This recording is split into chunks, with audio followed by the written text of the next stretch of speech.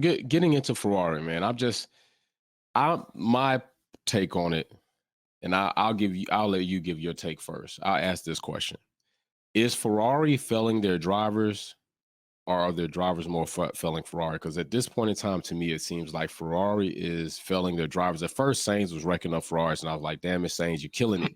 And then, then we started creeping into Imola, where Charles made a very critical mistake and cost himself some points where he might have been a little bit closer now in this championship fight had he just took the Prost approach, is what I call it, and don't do any more than you have to at this point and lose everything you have. But now it seems like the cars are unreliable. We've seen Ferrari power units failing across the grid in different teams. I felt like I think it might have been lap 40-ish, where they caught a back glimpse of Charles's car.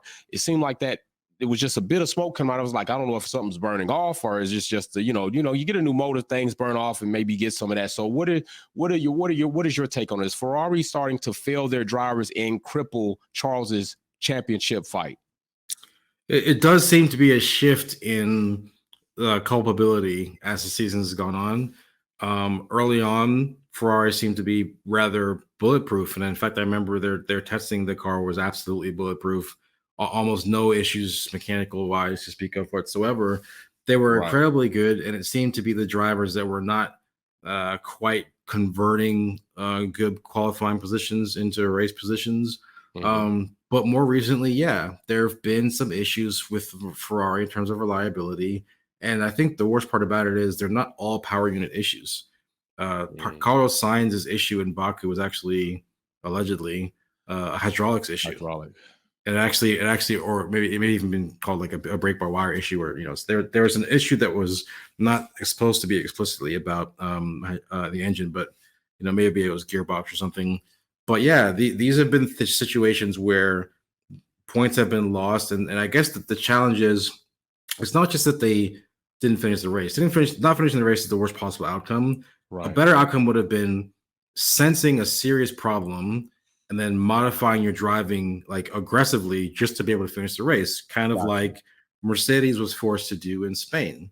They had to do a completely different strategy for getting their cars home because they had a very specific type of failure. It wasn't a generic one, it was a very specific one.